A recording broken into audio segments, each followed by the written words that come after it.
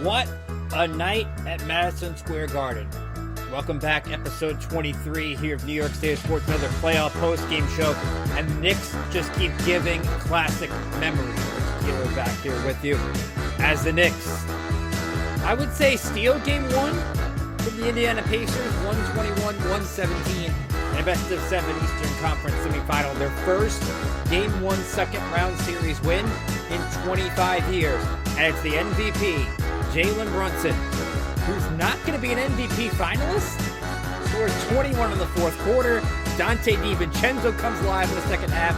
Josh Hart plays all 48 minutes and just continues to make gritty plays in a game where the Knicks look down and out at times. Down 9 in the fourth quarter, but rallied their way back. Some tough calls at the end for Indiana, and some calls that maybe once again the last 2-minute report will go awry. We'll dive into all that and much more coming up next here on New York State Sports.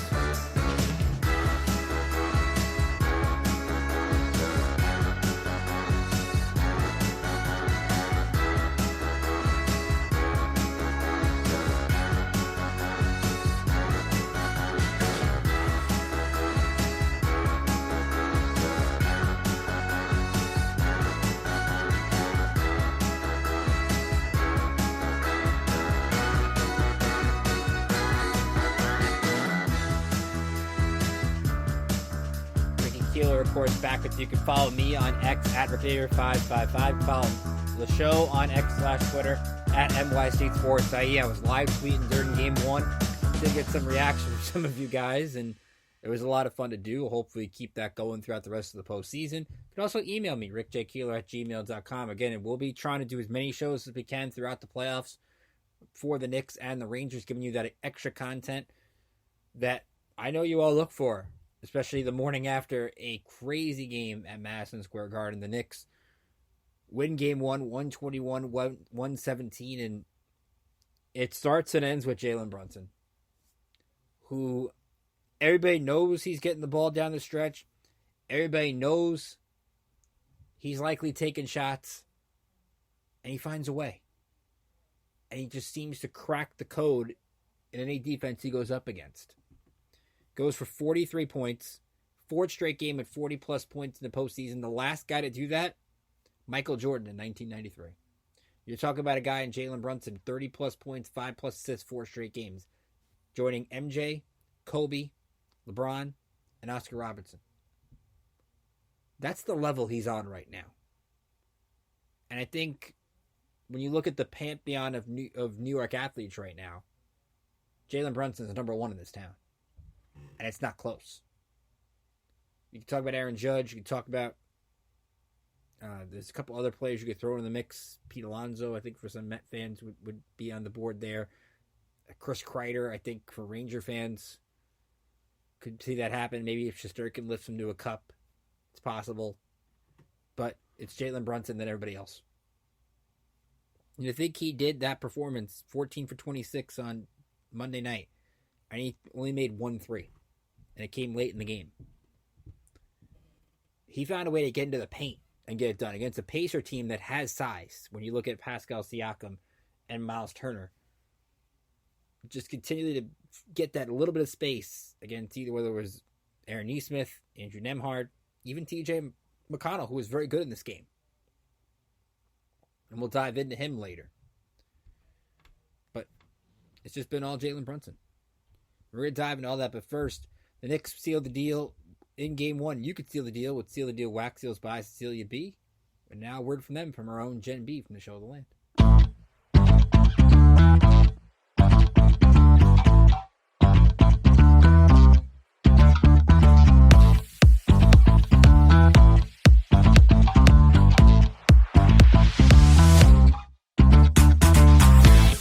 Hey there, IE Sports Radio fans. Be sure to check out our sponsor, Seal the Deal Wax Seals by Cecilia B. You just finished your very own wedding or baby shower invitations and you're looking for that extra special touch? Maybe you just wrote a letter to a relative or a friend and you want to add to their smile when they receive it. Then seal the deal with Cecilia's handmade sealing wax stamps for your invitations, letters, and gifts. You bring the deal, we'll bring the seal. You can find them on Instagram at sealthedeal_wax stamps and on Facebook, Seal the Deal Wax Seals.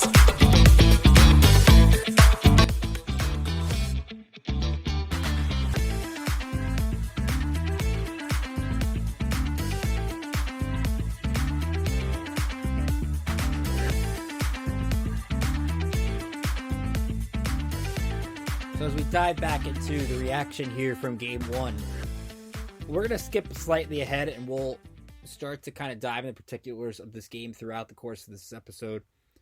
But the game looked bleak for the Knicks in the fourth quarter. 10:34 to go. TJ McConnell makes a layup. Pacers are up 94-85. And Indiana, every time the Knicks seemed to fight back and get within a point or two, they would always have an answer in this game. Brunson gets the 2 free throws, cuts it to 7, then he hits another free throw, makes it 8. Josh Hart with a dunk, cuts it to 4. Pacers call timeout. All of a sudden, the game's in a frenzy. They go back and forth. And I think the other big moment in this game comes at 104-99, 6 minutes to go. Pacers are up 5. They try to go for the steal with Hartenstein. It doesn't work. Josh Hart takes it to the hoop, draws an and one, misses the free throw, and gets his own rebound to put back in a layup and turns into a 4-point play, cuts the game to 1. That got the crowd kind of back into the flow of things. Indiana still goes up 5 a couple minutes later. Brunson hits a clutch 3 to make it a 2-point game. Then you go back. Knicks took a 4-point lead with 2:42 to go. All of a sudden, it looks like New York's going to pull away. Nesmith makes a couple of free throws. Siakam makes a shot with 2:10 to go. All of a sudden, the game's tied. You have then a situation in which Nembhard makes a shot. Brunson comes up, hits another one to tie it. And there was a part in the game with 52 seconds left. Knicks have the ball. And Jalen Brunson ends up losing it. And the ref says that Nesmith had the ball go off his foot. Zach Zarba, the ref, spoke with the pool reporter, which was Fred Katz from The Athletic, after Game 1. And essentially said that the call should have been ruled not a kickball and Indiana should have had the ball. And the reason Rick Carlisle can't challenge that, even though he had one challenge left, he ends up using it later, is you cannot challenge. The only things that you can challenge as an NBA head coach are fouls, goaltending, and out of bounds. Now, the issue with that is Tom Thibodeau has to use a challenge later in the game because the ball goes off of ruled off Jalen Brunson, when in actuality, it was off Andrew Nembhard. So Tom Thibodeau not only has to burn a timeout, but now can't challenge the rest of the way. And it begs the question, if you're looking at this challenge system in the NBA, we kind of mentioned it on the show with the Lakers and Nuggets series, is why does a coach get punished for winning a second challenge? Why do you either A, you give them a timeout back, or B, you give them a third challenge? I don't understand why a coach has to get penalized for a ref making a mistake. That doesn't make sense. Look, we're human. We make mistakes. But to penalize the coach in that spot, I don't get it. I don't think it should be the case. But Knicks keep possession. Brunson turns it over. So Pacers get the ball back. And then Miles Turner gets called for an offensive foul and an illegal screen of Dante DiVincenzo. You can argue DiVincenzo did a little acting job. Refs went back and looked at it. Was ruled a no-go, but then you had DiVincenzo hit the 3 30 seconds earlier after the Nesmith kick ball violation. So that's a huge swing in that game. But that doesn't happen. But Pacers end up turning it over. Brunson hits clutch free throws, but actually gets away from the play foul on Nembhard to get one free throw and the ball. So Brunson ends up getting 3 free throws on the possession, and that sealed the deal. And it just seemed that while Indiana was making every correct play in this game, you could look at the stats from a team perspective. The Pacers went on the road to a hostile environment and turned it over 8 times. And most of the game, I think they had 4 turnovers up until early fourth. They played as clean a game as you can play in terms of taking care of the ball. Knicks were sloppy. They got rushed into everything. Had 15 turnovers. Pacers had 22 points off 15 turnovers. And the Knicks still found a way. And that's what's fun about this group. And really, they're playing, I would argue, 8-on-3 in this series. Tommy Beer had the stat on Twitter. Since Game 6 of the Philadelphia series, the Knicks trio of Dante DiVincenzo, Josh Hart, and Jalen Brunson have scored or assisted on 219 of 239 points. It's a 3-man show right now, at least from an offensive perspective. And you have a guy in Josh Hart who has played every minute in this playoffs. In the last 7 games, this was tweeted out by Alan Hahn and also from ESPN Stats and Info. Hart in the last 7 games has played 326 minutes and 24 seconds. That is the most in a 7-game span in the playoffs since LeBron in 2006. Back when LeBron had to carry the Cleveland Cavaliers. Josh Hart doesn't have to carry the Knicks, but he does little things well. And we'll dive into his stats specifically in a minute. But this team just grinds it out. And you also look at a key point in the game. Tyrese Haliburton hits a big 3 at the end of the first half, gives Indiana a 9-point lead. And Isaiah Hartenstein somehow makes a 46-footer to end the first half. Now, Knicks are still trailing by 6 at that point. But think about the momentum now in the locker room. From being down 9 to down 6 is huge. Because you still feel they're in striking distance. And I think with this team, they're not going to blow you out, unfortunately. I think some Knicks fans would love to get a blowout win and kind of feel that that's nonsense of a cardiac movement here from the squad. But that's what this team's defined with.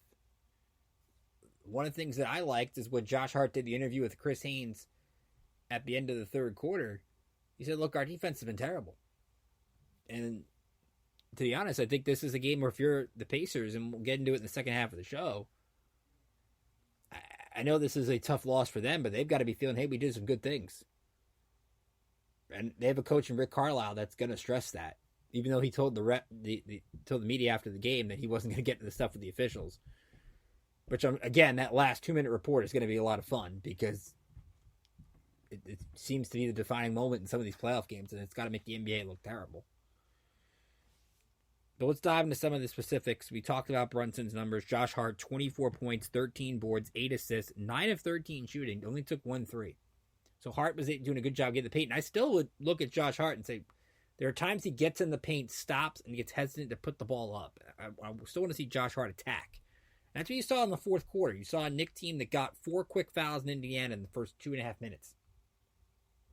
And allowed them to be in the bonus throughout the bulk of the fourth quarter. It seemed a lot of time they were settling for tough shots, not getting that look until the shot clock wound down, and you want him just to attack a little bit. And you saw Hart do that more in the second half. Dante DiVincenzo, who did nothing in the first half, had 4 points in the first half, goes for 21 in the second half, 10 for 17 shooting in the game, 5 threes. He's the X factor in this team. When he hits more than 2 threes, this team wins. And he was making those plays in the second half. That's where Brunson can now say, hey, tie game, I can kick it to him. He's going to hit that shot. And they were breaking it down. I was watching Alan Hahn and Wally Zerbiak and MSG break it down. It's like, how is Haliburton leaving DiVincenzo open, or at least not making him kick the ball to Hart in the corner with the shot clock winding down? Make Josh Hart hit that shot. To me, it's been inexcusable that he got left that open to take that. because he's going to hit it. He's the second best three-point shooter in the NBA behind Steph Curry right now. That's how hot he's playing. OG Anunoby didn't have the best shooting game, just 5 for 14, 13 points, 9 boards, had some big steals down the stretch, including took one away from Halliburton on a drive. He got his long hands in there, made some clutch plays. You saw him dive on the floor in the first half. He played, I thought, a great game from a defensive perspective. Hardenstein, 13.6 boards. Did have 4 fouls, but he didn't pick up another foul at the end of the third quarter. Knicks did try to go to their bench, but their bench, we'll get into it later, was not good. And the Pacers showed they could take advantage of that. But what Tom Thibodeau can stress is like, hey, there's a lot of things this team needs to correct. But to start off up 1 game to none is big, because it looked like it was a repeat of the season ago where the Knicks lost game 1, where they struggled against Miami, lost home court, and ended up losing the series. They couldn't afford to do that again. And I know that this Indiana team is probably better than the seed they are, but they're not what the Heat were last year. Like that, this is a series that, while the Knicks are able to do some things, even Josh Hart said after the game, they cannot let Indiana score 115 plus and expect to win this series. What I was looking at from the standpoint of what Stan Van Gundy was saying on TNT is like, oh, the Knicks want, like, no, the Knicks don't want to play fast.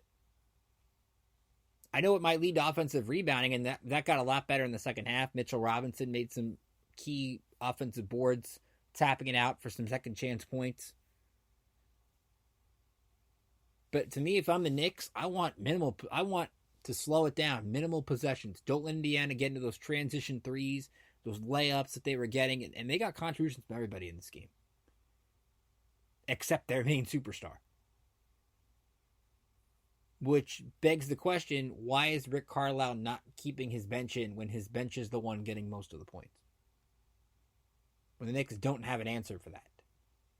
At least right now. It doesn't look like they're going to have one the rest of the way in this series. And that's the danger of playing every other day and not having the 2 days off. But there's a team that's kind of been the marathon runners.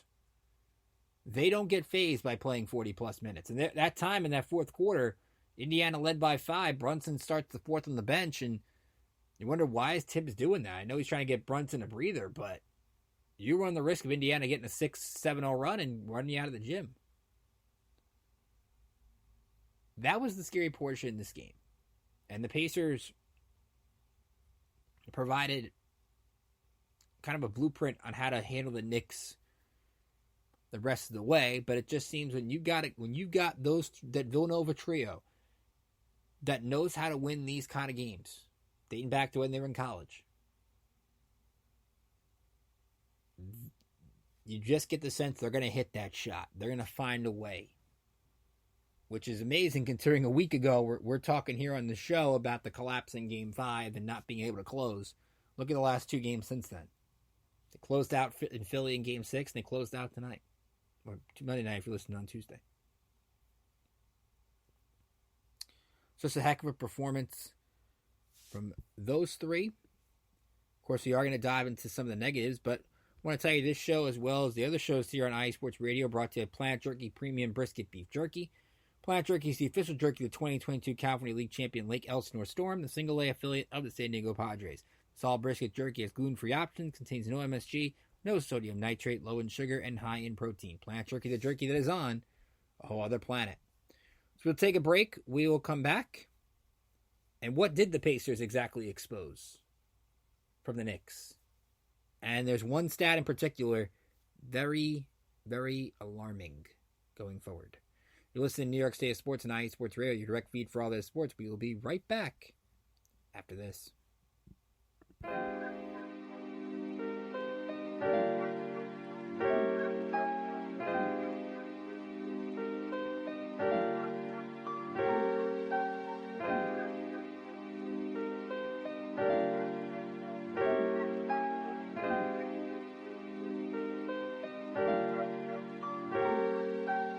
Hello, ladies and gentlemen. My name is Davidson. It's your boy, Dantarius Locke.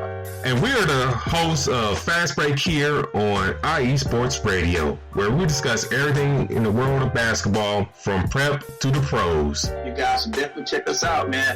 Sunday, 8 p.m. Eastern, 5 p.m. Pacific. We got all the basketball information you guys need, so we look forward to you guys listening in. And please do, because we are the best basketball show on this side of the Mississippi. And please do check us out on Twitter at FastBreakISR. D-Lock, where's our time again? 8 p.m. Eastern, 5 p.m. Pacific. That give you guys plenty of time on a Sunday. Tune in.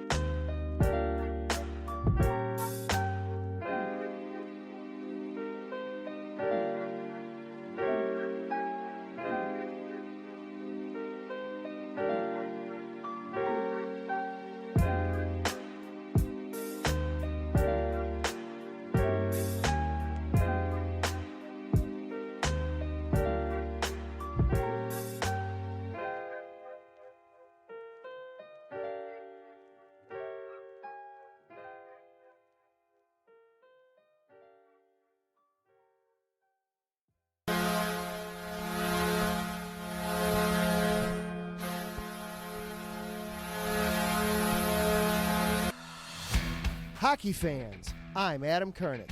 And I'm Zach Puplis. Together, we are the newest version of Hockey Talk on IE Sports Radio, The Neutral Zone. Zone. We love hockey, but we also know it's not everyone's first sport. So we want to make this show as much for new fans as for the diehards. Whether you can name all the Swedes on the 08 Red Wings Stanley Cup team, or if you can't tell if Varlamov is a goalie or the latest trendy vodka, we're here to help. With facts, figures, and outrageous fans, we bring you all the hard-hitting hockey news you can handle, while still keeping it fun and on the rails. Well, mostly. So tune in every week as we go around the hockey world, from college to Canada, the minors and the majors, and everywhere in between. So bring your cellies. And your one-timers. You wicked wristas. And be sure to protect your five-hole. Catch the Neutral Zone every week on IE Sports Radio, your direct feed for all that is sports. We promise not to pick on the Arizona Coyotes every episode.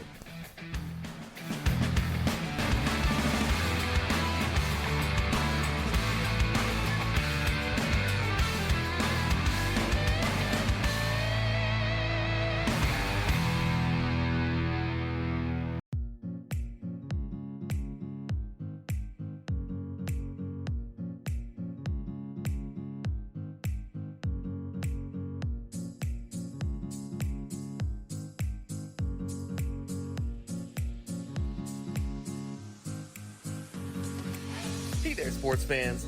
Are you looking for a sports show that maybe isn't 100% about sports? Then you might want to check out the Sports Couple Perspectives right here on IE Sports Radio, your direct feed for all that is sports. Most sports shows cover only scores and stats, and while we're not opposed to that, we dig a little deeper into sports issues and some of the hottest topics in athletics. In addition to sports, we take a journey through my neck of the woods, pop culture, with movie reviews of both sports and non-sports films. Speaking of pop culture, make sure to participate in our game nights, where we quiz each other on our specialties, and you, the listeners, can win IE Sports Radio apparel. We always have a great time learning more about each other's worlds, one show at a time. So join us each week on the Sports Couple Perspectives, right here on IE Sports Radio, your direct feed for all that is sports.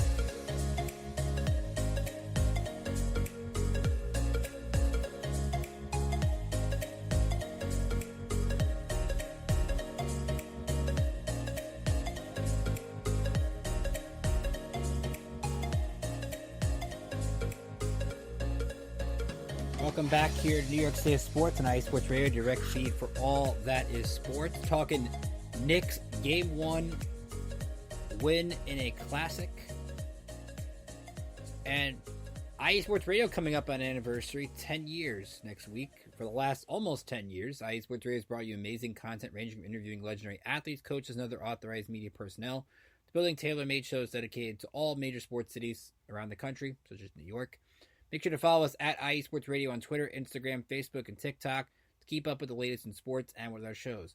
Also, check out our daily updated website, iesportsradio.com, for the latest sports news, IE Sports Radio blog, our Hall of Fame, Fans in a Month, pages dedicated to each podcast, our community forum, and stop by the shop and check out the cool merch.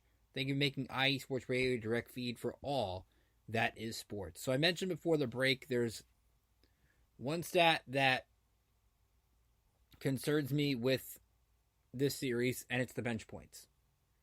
You look at the Pacers bench, they scored 46 points. The Knicks bench scored 3. The Knicks won a playoff game in which they got outscored by the bench 46-3. That is not sustainable. And the Knicks saw this because their bench was largely the reason before the Bogdanovich injury that they beat Philadelphia. Their stars delivered, but the bench came up with some big plays, and Philly's bench under-delivered outside of campaign in a few games. Buddy Hield in Game 6 had a strong one. Nick Batum hit a couple of shots, but nothing really doing. And it begs the question, is there anything Tom Thibodeau can do to change it? I mean, he seems content with using his starters, as he should. There's no reason to take him off the floor right now. And he even said after the game, like, if you have an understanding, if Josh Hart needs to come out, he's going to come out. Can Josh Hart play every minute the rest of the way? Is Jalen Brunson, if you take him out, can Deuce McBride do enough to get it going? Deuce McBride played 11 minutes, didn't hit it, and only took 2 shots.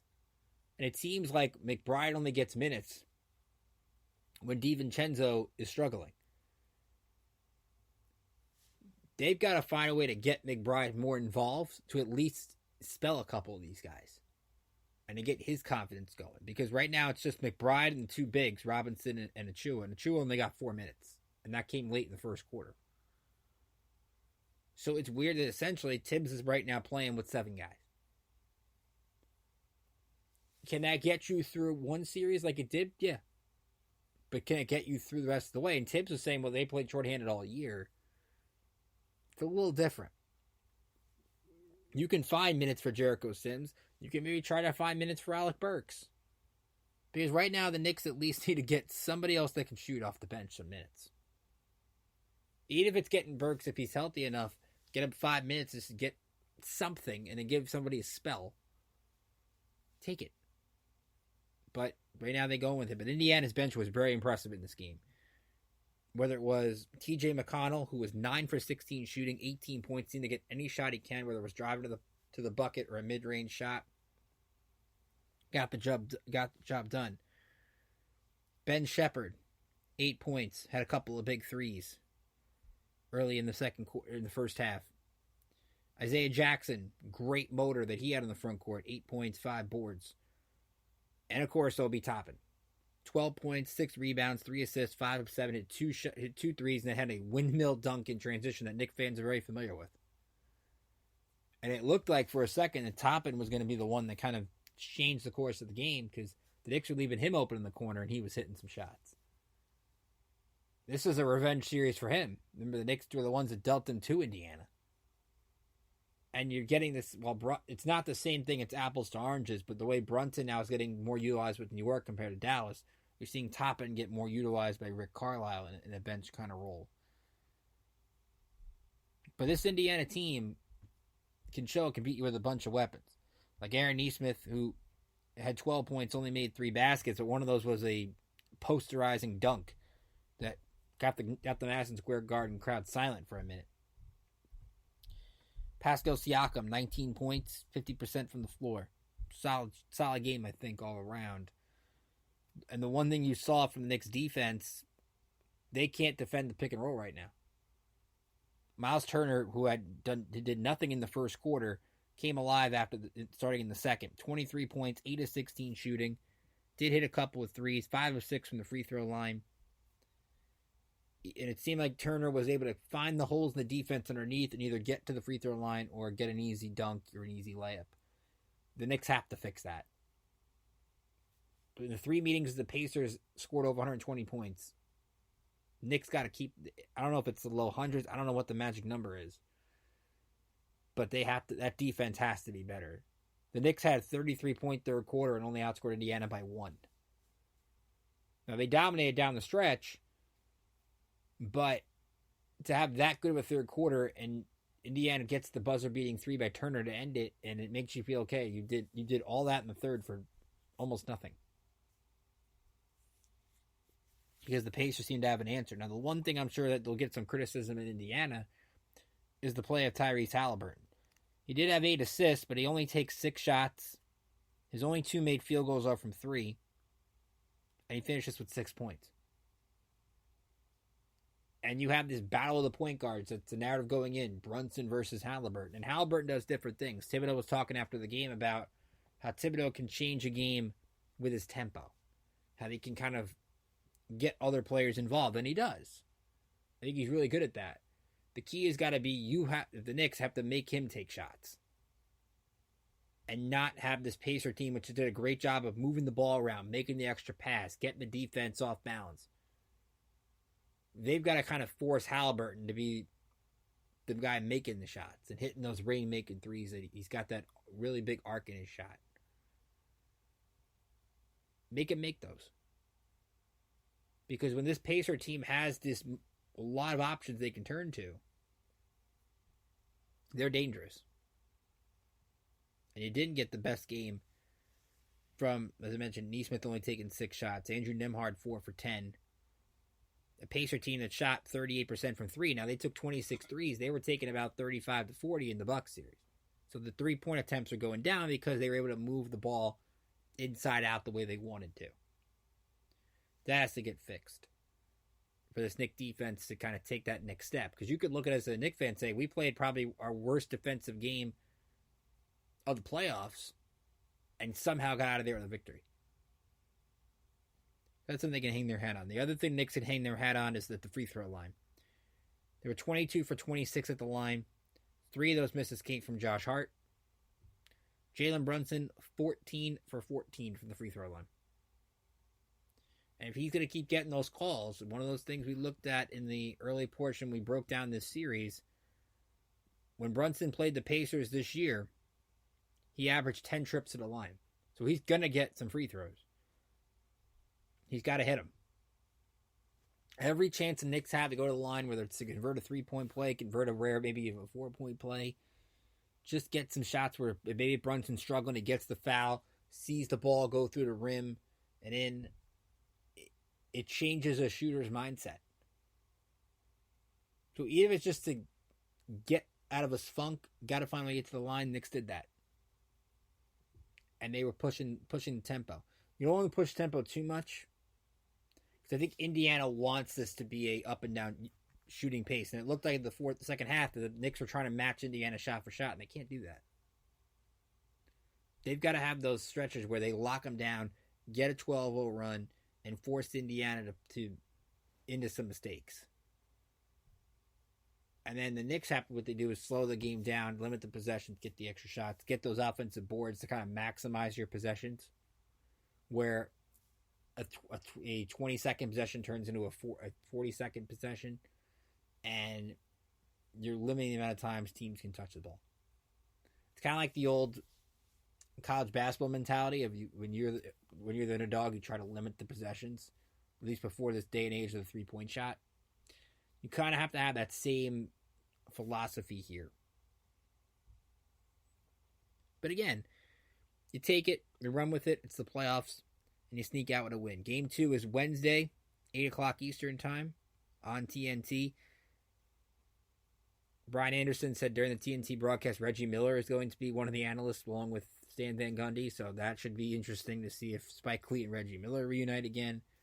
Because they were showing the early 90s still shots during the game, and mentioned it on the preview of this series. To me, my memories of Pacers Knicks more so being that I'm in my early 30s is Larry Johnson's 4-point play in 99. And being that kind of changing the tide, you saw all this play. What was great about this game was the reaction from the crowd, and they normally get the celebrity shots and all those things. To see Stephon Marbury get crazy over what Brunson was doing was really cool. To see the Yankees along with Mariano Rivera. You have the greatest closer in baseball history, Mariano Rivera, there watching a guy that is having a closing type run that rivals some of the great NBA players you've seen. Like, that's not hyperbole, what Brunson is doing right now. And as I mentioned at the top of the show, guy's not going to finish top 3 in MVP. And I'm not saying the writers got it wrong. They're great candidates. But it's a team that feels disrespected. It's a team that feels, hey, Tom Thibodeau wasn't in the finals for Coach of the Year. Dante DiVincenzo, due to a minutes thing, not a finalist for Most Improved. Jalen Brunson, not a finalist for MVP. The team that feels like they can rally around each other in those kind of moments where there's a chip there. Now, I still think this series goes 7 because the Pacers exposed a lot of warts. Same thing we talk about the Rangers, where the Hurricanes exposed those warts in game 1 of that series, and game 2, of course, Tuesday later tonight, 7 o'clock Eastern on ESPN. Draft lottery at 6:30. So when we do the Rangers game 2 post game Tuesday night and Wednesday morning, we will look back at where the Devils finished in the lottery. I think right now they're projected to finish 10th, but you never know. I think when I saw the NBA draft lottery is Sunday, which a little early. I would usually do it during the conference finals, but they did a little early this year. But how do the Knicks correct those things in game 2? How do they correct their pick and roll defense? How do they defend Miles Turner a little bit differently? Can they keep Halliburton in check? And if Rick Carlisle has his bench going, does he keep him in? Can the Knicks find something from their bench?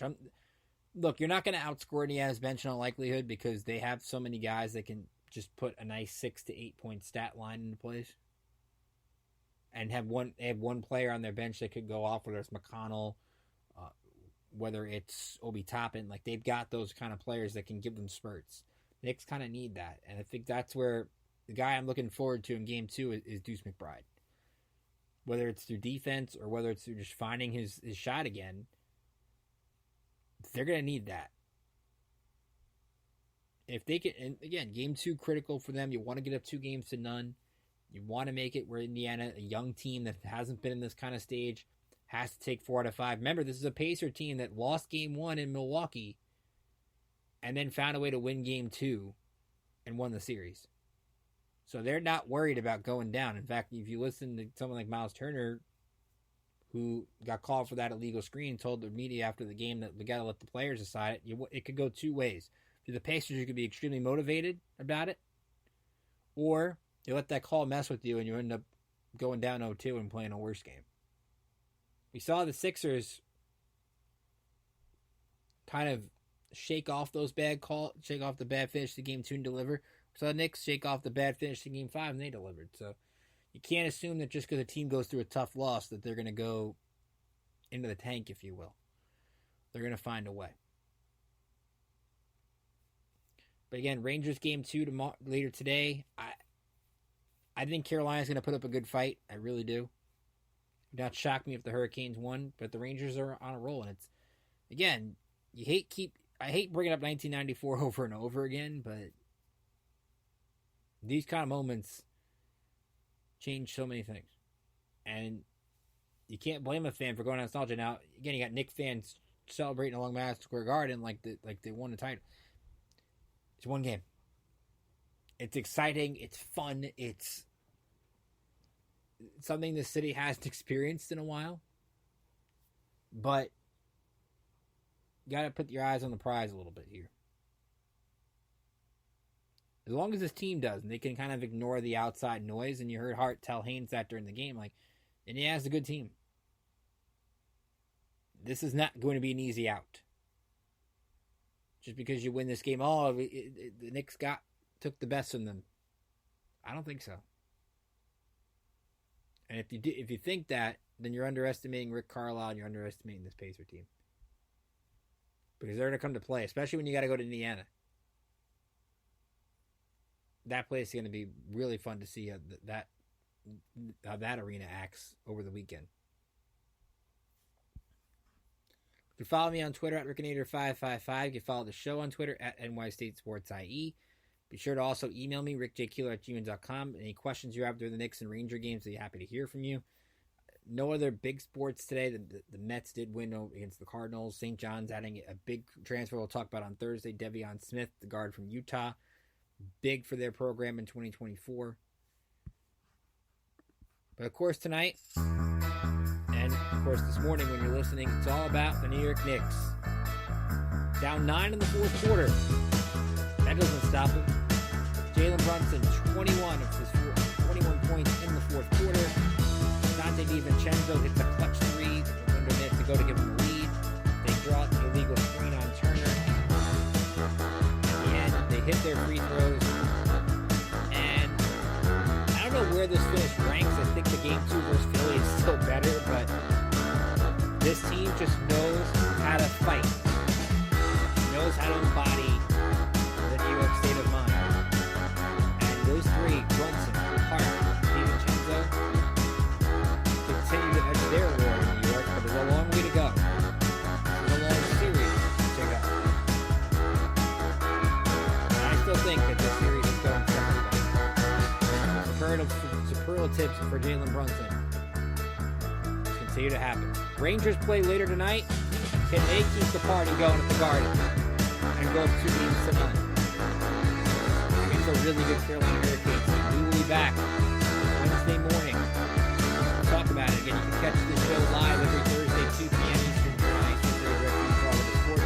We'll talk to the Knicks and Rangers, but also the latest the Yankees and Mets, Jets and mini camps, some soccer news, and the Liberty are getting started next week. So we'll get some WNBA basketball coming up on the show over the course of the summer. A lot going on at the Garden. A lot going on here on the podcast. Thank you all for tuning in this morning. Send a great rest of your day. Enjoy the Rangers tonight.